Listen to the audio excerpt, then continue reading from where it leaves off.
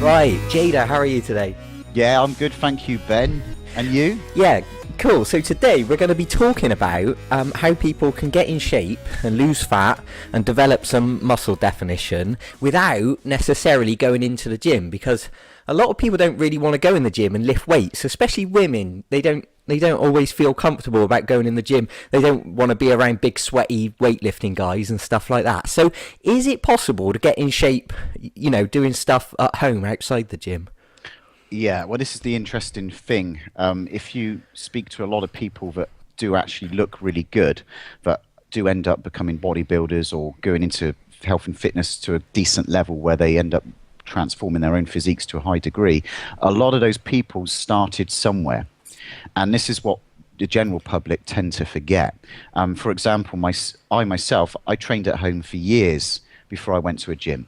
Now, granted, the training I did at home could have been better. It wasn't like the most amazing training, but it did start to get me on the right road. It's kind of helped build momentum slowly. So I mean, to give you an example, when I was about 15, I really started to get into training, and on the last summer holidays before we went back for our final term, all through the summer holidays I trained. I did sit-ups, I brought a set of dumbbells, did some bicep curls, shoulder press. I was doing chin-ups anyway at that point. I was doing press-ups. I was doing whatever I could, really, just mucking around. And by the time I went back to school for my final term, and I walked in, it was a hot sunny day, I walked in with my top off, and that was the first time I ever experienced people's perception and reaction to me change based upon how I looked. Because I walked into school and most of the girls were like, bloody hell, Jada, when did you start? When did you get a six-pack? When did you start to get pecs? So that was just from training at home. So you compared to not doing anything and compared to a normal person, training at home, it's a good place to start. Right, so it is possible to get the ball rolling and get some results, yeah. Yeah, if you're not going to the gym, because going to the gym is a big step, which is fair enough, that's understandable. I didn't go to a gym for years. I would have found it too intimidating as a teenager to go into a big gym on my own. Yeah.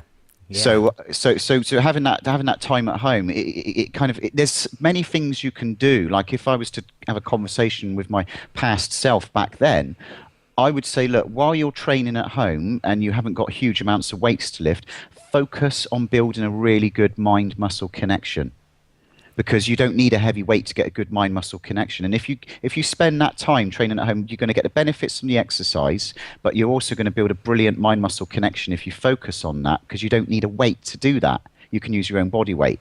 Oh, I see what you mean. Okay. Then, yeah, like a foundation. So when you do get to the gym, you're going to be on a much higher level straight away.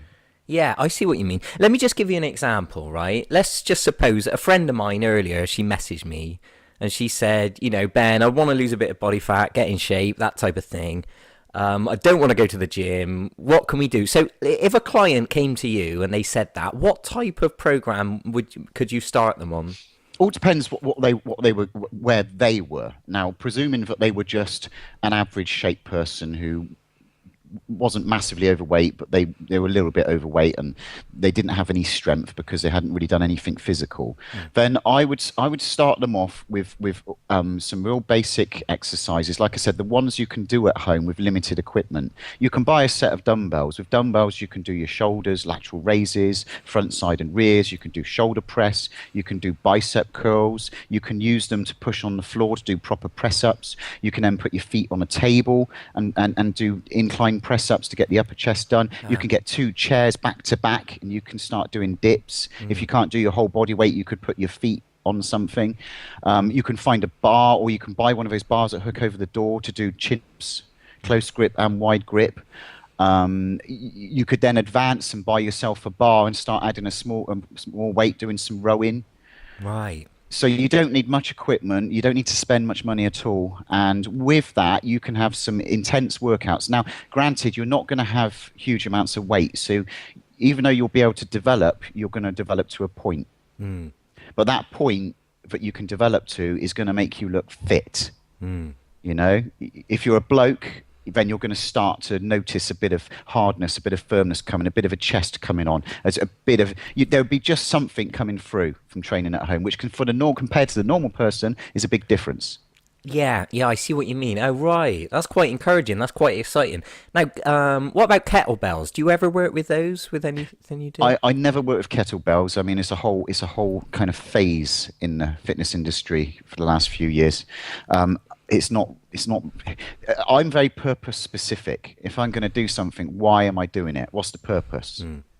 Kettlebells, I can't see any benefit from a bodybuilder for the purposes of changing the way your physique looks from using kettlebells. I'm sure there are advantages in sports-specific techniques due to the unique nature of how they balance, etc. It might be handy for doing sports-specific stuff, but not for bodybuilding. Right. Oh, I see. So, yeah, specifically for fat loss and muscle definition, which is what generally most people want, very broadly speaking. I'm not saying you can't use them and they're of absolutely zero use, but as far as I'm concerned, for the purposes of bodybuilding, there's no advantage to using them. Right. There's better ways of getting results. I can see there's an advantage to using them for like a balancing technique. Yeah.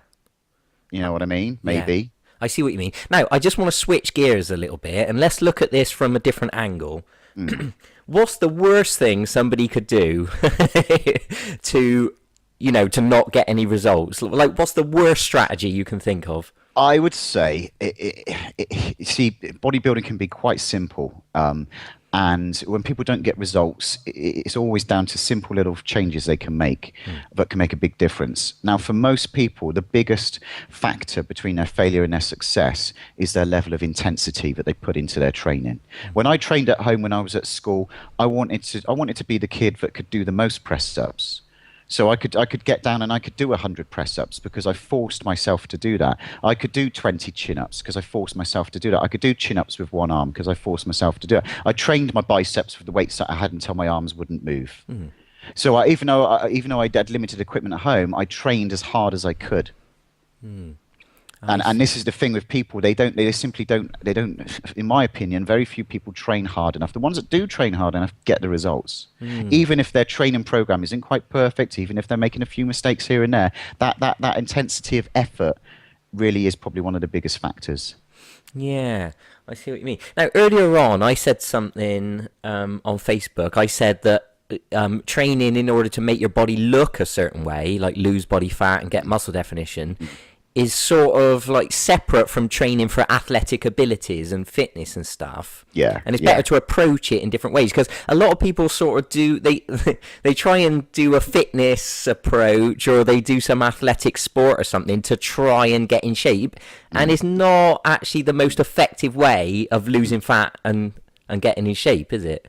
Yeah, not at all, not at all.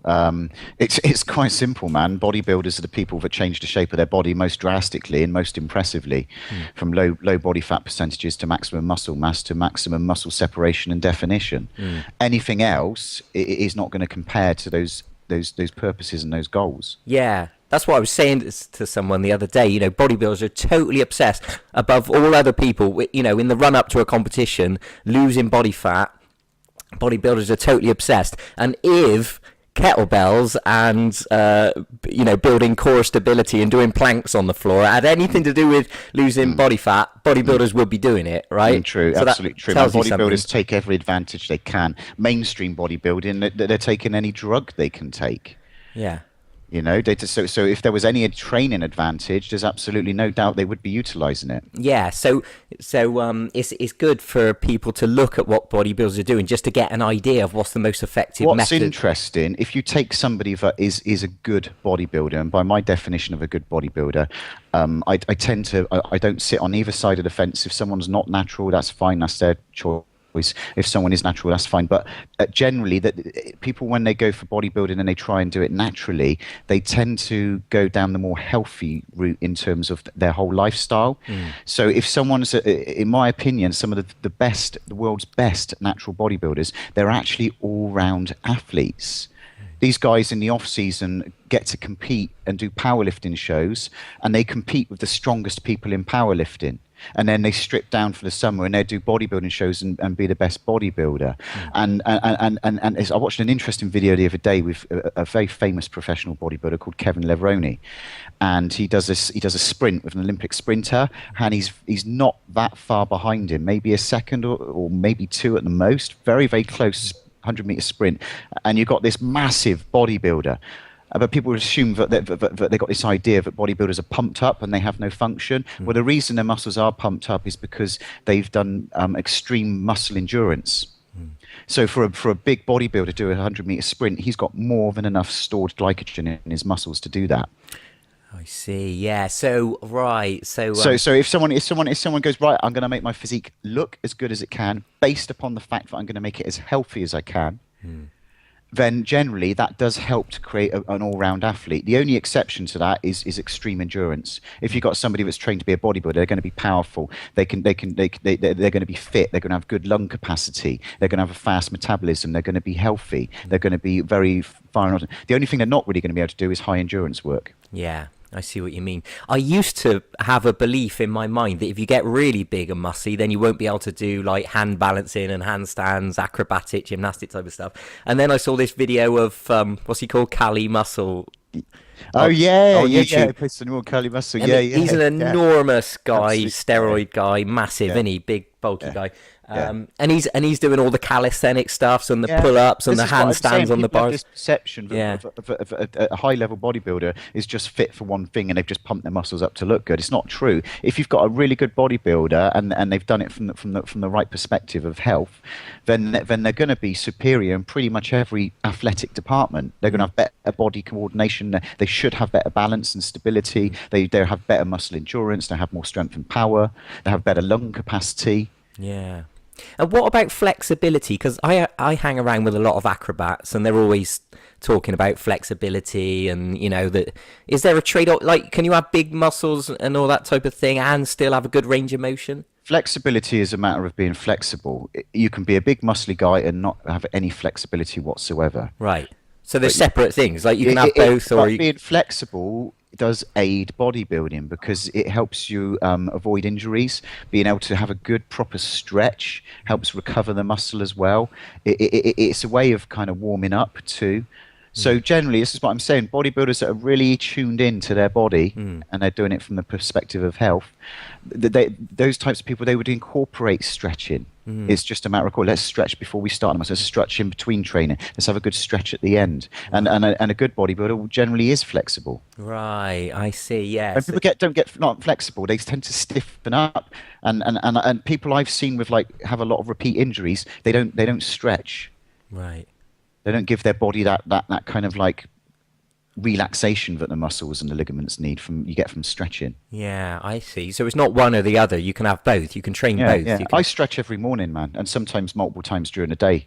Right. It takes a couple of minutes and it makes you feel so good, wakes your body up, gets your lymph fluid moving, gets your immune system working better, and it energizes you. This is why the Chinese do Tai Chi and yoga. Yeah, I see. So let's talk about me a minute. I want to be a personal trainer, right? I'm interested in bodybuilding and strength training and all that stuff, but I really don't want to pay to be a personal trainer in a gym because, you know, a lot of times you've got to pay the gym, haven't you, to be there. So I'm, from a business point of view, I'm interested in the type of person, the type of client that doesn't want to go to a gym because I'm quite happy to go to people's homes and train with them. So I don't know. I'm not quite sure what I'm asking you, but you know, what do you reckon I should do to get started? It depends where the person is. Every client you get, the first thing you've got to do is kind of establish where they are in all areas. This is why, you have to ask them a series of questions. How long have you been training? When did you train last? What kind of training have you done? Can you write down 3 days in a row everything that you eat to give me a rough idea of what your intake is like? What's your knowledge on diet like? Do you know about your macronutrients, your micronutrients? Do you know about digestive enzymes? Where are you with that? So everybody is so uniquely different, and everything has to be completely tailored towards the person. Right. If you look at a line of progression, and there's certain things you need to learn along the way, everybody is along that line somewhere. Someone might be here, but they might have learnt that, but not learnt that. Do you know what I mean? So you've got to, the first thing is to establish where is the client. Right. And then when you establish where they are, you then know the next step to take them to. Like training people at home, then one of the fundamental things is going to get them to correct exercise form so that they can connect and isolate the muscle, which is the fundamental principle of bodybuilding, is focusing on individual muscles and training individual muscles. Yeah. I'm really excited about this. I'm looking forward to working with people actually, because And it won't take much. I mean, it's quite simple. You start training someone that hasn't trained and they're at home, then just getting them to do 2 sets of sit-ups and a couple of sets of push-ups, and if they're weak, get them to do the press-ups on their knees. on the knees, yeah. Yeah, and then you start off with light dumbbells for some curls and tricep kickbacks and shoulder press, and you just start with and you just start them off. Just start. It's nice. Just get them connected to the muscle. Just start to get them to feel it. For most people, that will be enough for your first session, just to get them that, and they'd ache from that because they're not used to doing anything. Yeah, I see what you mean. And then you can increase the intensity. Now, obviously, you're going to be limited to weight, but you can do things like you can increase the intensity of a press up by playing about with explosive movements. Once they've got a good connection and they can do sort of 20 reps on a press up, then you can get them to do explosive repetitions, just to get those fast twitch fibers more connected. So then when they jump to weights in the gym, they're going to have those fast twitch fibers developed a little bit more. I see. So it might be a good idea for me to get some basic dumbbells then, like some 5 kilogram, 10 kilogram or something. Yeah, just like get that. a set where you can change them. That's, yeah. Oh, that's a good idea. So that would be good, wouldn't it? Yeah, I could do that, and I'm going to start working with people. I'm looking forward to it. Yeah, but that's fundamental. Get them connected with their muscle. Get them you'll have so many exercises you can possibly do at someone's house with limited equipment. So once you've kind of like got used to teaching people those exercises, that's what you're going to make them do. Focus on certain exercises, connect to certain muscle groups, get them that understanding, and then each time that you see them, you can make sure they train a little bit harder. Maybe do a few extra sets. Maybe do a few extra reps. Maybe do some explosive movements in some of the exercises. But you can just each time you see them, you can increase and increase and increase, and they get to a point where they'll be having a training session for half an hour or so in their front room, and they'll be sweating, they'll be out of breath, and they'll be having a really good workout. Good circuits and stuff. Yeah, I see what you mean. Yeah, wicked, man. That's great. I'm looking forward to that. I can't wait to get going. Could we just maybe touch on just a real brief little bit of nutrition, just some of the principles that are going to help people with fat loss, the do's and don'ts, just briefly? I start with nutrition. I start again with the person. What type of person are they? You get different body types: endomorph, mesomorph, and ectomorph. And generally, as a rule, these people have different types of food that they respond to. Like the more naturally skinny type person, they can eat a lot of carbohydrates, and that helps their metabolism go fast. On the opposite end of the scale, an endomorph, somebody that's big boned, generally is going to be overweight, but they'll be very strong. And for them, you'll find that you can cut their carbohydrates quite low, keep them on a high protein, a reasonably high fat diet, and they lose weight and get energized on that kind of diet. So I always start with what type of person are they, and start by cleaning up their diet. A lot of people don't realize simple things for white bread and refined foods and sauces and all this stuff, and stuff like water. If they're used to drinking tap water, let's get them to drink clean water, and how important that is for detoxing the body. So where to start with someone's diet? It depends where they are. But got to get them cleaned up. Doesn't mean they never eat any cake or chocolate or any pizza or anything like that, but you just put that in its right place. Yeah, I see. And let's just talk a little bit about you. So you're based down in Weston, you're a personal trainer. How's it? So what are you focused on with your clients at the moment? Are you busy? So how's things going with you? I've got some interesting clients at the moment. It's I don't even know where to start really. Like I said, everybody's completely different body type, on a different journey, in a different place. My main focus with every single client is to keep them progressing in some way.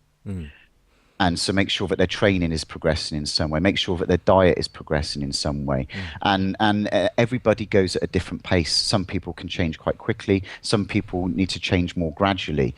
What I have actually found is that psychology is probably pivotal when it comes to personal training. And there's certain things that make a big difference. And one of the most important things is desire. Now, most people come to a personal trainer because they want to get in shape. But for what reasons do they want to get in shape, and how strong is their reason for getting in shape. So you can work on someone's desire. You can really dig deep. You can start to find out what that person's values are, their life values, their main core values, and you can start to connect being fitter, healthier, stronger, more energized with that. Yeah. So desire. So where is the person with their desire? They've come to you because they know should get in shape. But if you can increase that desire, and you can kind of really start to attach it to their already existing higher values, like if their values are to be a family person, then you can start to, every time you train them, you can start to build this picture of being fitter, healthier, aging slower. And you can connect that with having a better family life, so that they automatically have more motivation and more desire for their training. The more desire you've got for something, the more likely you are to do it and finish it and complete it and get to your goals. And then the other important psychological ingredient is the belief. You see, everybody has a belief of what's possible for them. So you have to really work with each client individually to move forward their beliefs of what's possible for them, because we only ever work and move up to what we believe is possible for ourselves. So if we can expand that, and you've got someone to push you to expand your perception of what's possible for yourself, then you believe it, then you'll take the actions. If you don't believe certain things are possible, you will not take the action.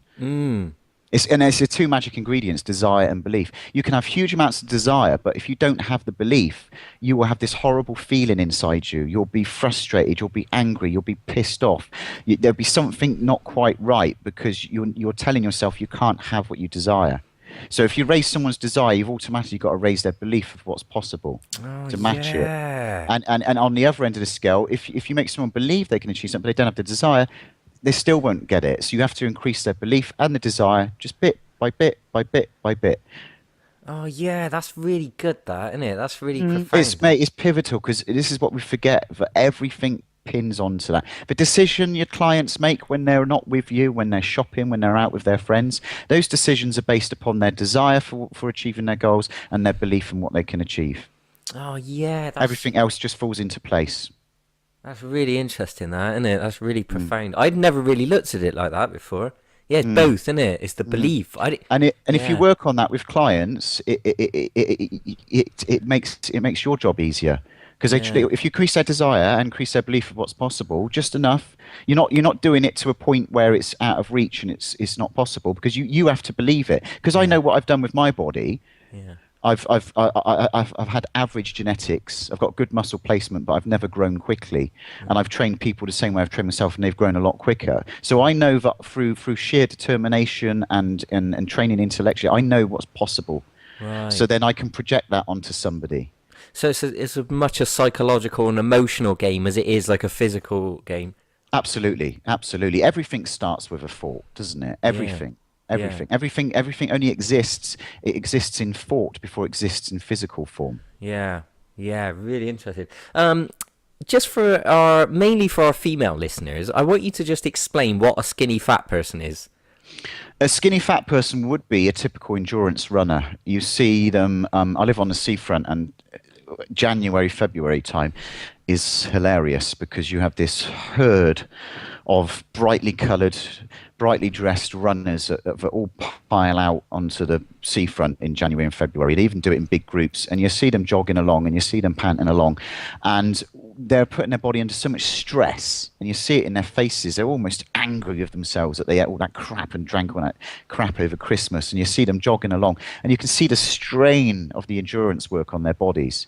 They'll lose weight, yeah, and they probably will lose some fat if they starve themselves by calorie restricting themselves, which they will. But what they mainly lose to begin with is muscle. So they lose that mass, that shape, and then the fat they have got on them kind of hangs loosely, and they have what I call a skinny fat look, which basically looks like someone's been running for 5 days. Yeah, I see what you mean. So that's nothing against runners. If they want to run, that's fine. Everyone each to themselves. No harm to me. Do you know what I mean? Yeah. Something very interesting that people can do is go on Google and type in sprinter versus marathon runner and look at the images. Well, you've got to remember where the word marathon comes from. comes from when the Persians invaded Greece, and they were defeated before they landed on the beach, and they sent a messenger back to Athens who ran from the place where it took place, called Marathon. When he got to Athens to bear the good news, he collapsed dead, and that's where we get the term marathon, because he ran such a long way. Right. Oh, I see. So the word marathon is about a guy that dropped dead after running for an extreme distance. Right. You know what I mean? Yeah, well done, going to do a marathon. Yeah. So that type of ultra endurance puts the body under a lot of stress, and it Everybody causes the else body to break down, can do basically. that. I mean, with strength training and bodybuilding, it's kind of almost natural to exert yourself physically to a point and push your body like that. It makes it tougher, it makes it stronger. But that endurance, running like that, if you want to do it, fine. But you're going to have consequences to it. Yeah. Yeah. Yeah. So, yeah, that's not our recommended way of looking good, is it? No, you ain't going to look good doing it, man. Right. Yeah. Yeah. It's not all about looking good though, because it's about being healthy and feeling good. I'm not saying running's no good, and I'm saying when it's taken to the extreme Yeah. and people are running a long way and they're starving themselves, it's no good for the Yeah. body. Yeah. I see what you mean. Okay. I think that's pretty interesting. We've done a lot of rapid fire sort of questions and answers there. So, is there anything on your mind that you want to say? Yeah, if people are thinking about what to do about training at home, then what I can do is, if you're thinking of doing that, if you get anyone that's interested, then I'll help you put together some training plans and some routines. If Wicked. and you can even use them as an example if there's anybody that wants you to do that with them. So see how they change physically over a 3 month period of being trained at home. Great, that's a good idea, isn't it? Hey, maybe It's, I could do it like a video project as well, couldn't yeah, I? I could find yeah. someone that doesn't mind me It's doing not a being funny. So many people start at home in their bedrooms, yeah. or just start training at home. Sometimes, like I trained for years at home before I even stepped foot in the gym. And when I went to the gym, I only went 1 day a week for the first year, on every Saturday, just to train chest. Yeah. Yeah. So it took me a long time. You know what it actually took me a long time? It took me a long time to finally believe what was possible for myself. Yeah, I always wanted to be muscular. I always wanted to be strong and lean and look like a muscle man. I always did since I was a kid, as young as I can remember. But I didn't really believe that I could really look like what I wanted to look like. So my efforts were in proportion to what I believed was possible. Does that make sense? Yeah. So in my mind, I was trying, but I was getting the results of somebody that was trying. I didn't look like a bodybuilder. I looked fit. Yeah. So it wasn't until I actually met somebody who became my mentor. All right. And I met him at the age of around about 18, 19. Ah. And this guy was 6'2", 18 stone, a little bit on the chubby side, but pretty much mainly muscle. 19-inch arms, natural, and he was a strong man. To this day, one of the strongest people I know. Yeah. See, I've seen him rep out on 300 kilos on squats, same on deadlift. A ridiculously powerful, strong man. Cool. And when I met him, he showed me pictures of when he was a teenager and when he started training. And he was skinny and he found it hard to build muscle. Yeah. But through years of persistence and doing certain fundamental principles, making strength your foundation, training at high intensity, having enough food coming into your body and enough protein and enough calories. All these basic fundamental, and he taught me this. But what he gave me is he gave me belief. Yeah. I thought, he's done it, he's helping me, I can do it. And that is when I really just completely changed. In a 2 or 3 year period, I had everybody saying I was on steroids when I wasn't in the first 2 or 3 years, because I grew so quick, my strength got up, I got big quick naturally once I believed in what I could do. Wow. That's amazing. That's cool, isn't it? Yeah. Really, that's cool. Really inspiring. Cool. It's good to have role models, isn't it? I think because I like that. There's a lot of people that I look up to, on the internet or whatever. Yeah. It's really You can inspiring, isn't it? so if you admire somebody and you allow yourself to admire somebody, there's always going to be some quality, and what you admire to, you aspire to. Ah, And if you admire a quality in somebody, you admire it enough, it will become yours. yeah. I admired this guy that took me under his wing and mentored me. I admired certain qualities of him so much that I had literally became my qualities. Yeah. It's really healthy to to admire the qualities in other people, isn't it? Because It doesn't mean you're putting them on a pedestal of some greatness that can't ever be reached. You're looking at their qualities, yeah, and and it's recognizing like where it's that like a is in you. gift. And if they spend the time to help you, that's like them giving you the gift. Yeah. Awesome, man. That's really useful. That's really helpful. That's really encouraging. The things you've said. It's hopefully it's been helpful for our listeners to make people realise that it is possible to get results without going in the gym and stuff. So I think the importance of this conversation is, yeah, you can start at home, and you can get yourself a good foundation and a good start at home. There's no excuse. And if you need that to get your confidence up before you go in the gym, then do it. But you also need to work on your reasons why you're doing it and increase those. There are methods for doing that, and you also need to work on your belief of what's possible. yeah, And again, as you know, with beliefs, our vision only perceives what we believe is possible. So if we think you can only look big and muscular and look butch and really good as a man if you take steroids, you're going to find evidence to believe that. And you'll see a fit guy who says he's natural and you go, no, he's not natural. There's no way he can be natural.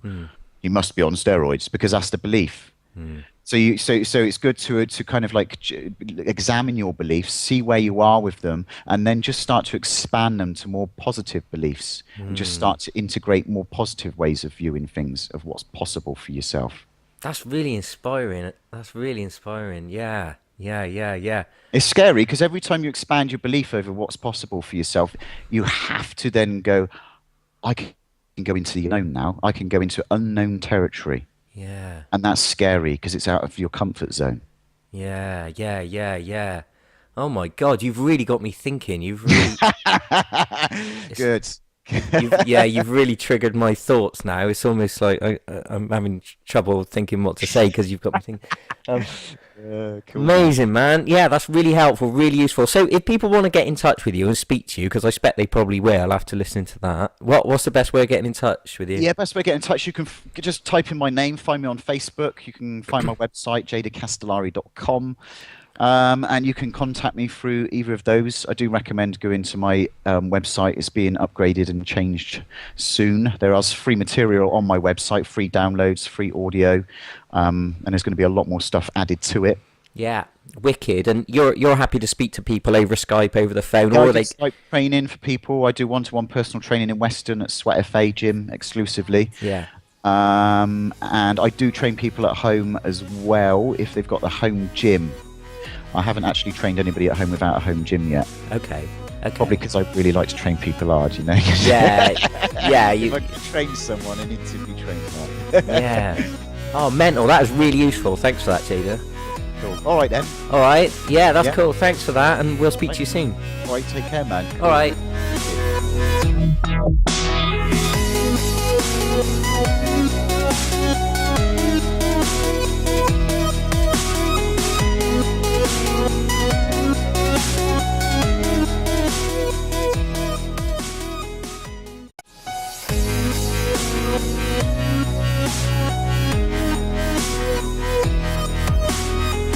Right, Jada, how are you today?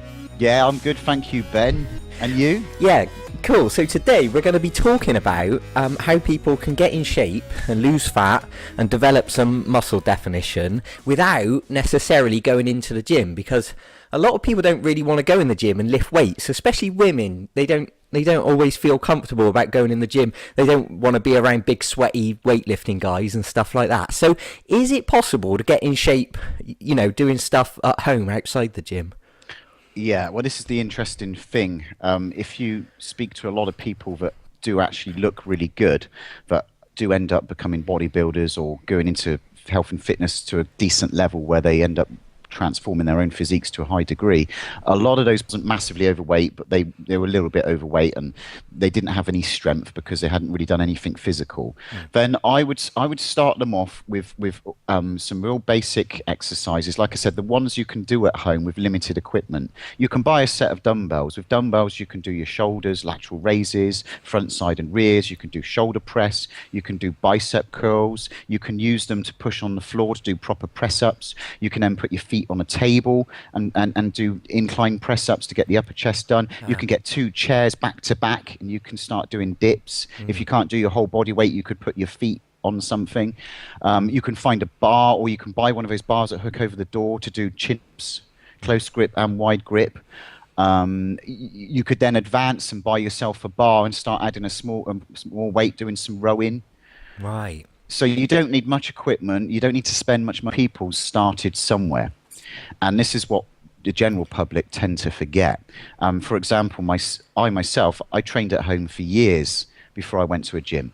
Now, granted, the training I did at home could have been better. It wasn't like the most amazing training, but it did start to get me on the right road. It's kind of helped build momentum slowly.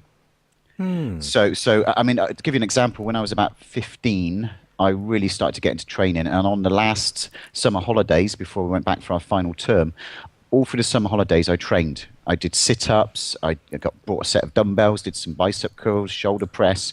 I was doing chin-ups anyway at that point. I was doing press-ups. I was doing whatever I could, really, just mucking around. And by the time I went back to school for my final term, and I walked in, it was a hot sunny day, I walked in with my top off, and that was the first ounce of weights to lift. Focus on building a really good mind-muscle connection, because you don't need a heavy weight to get a good mind-muscle connection. And if you spend that time training at home, you're going to get the benefits from the exercise, but you're also going to build a brilliant mind-muscle connection if you focus on that, because you don't need a weight to do that. You can use your own body weight. Oh, I see what you mean. Okay. Then, yeah, like a foundation. So when you do get to the gym, you're going to be on a much higher level straight away. Yeah, I see what you mean. Let me just give you an example, right? Let's just suppose a friend of mine earlier, she messaged me and she said, you know, Ben, I want to lose a bit of body fat, get in shape, that type of thing.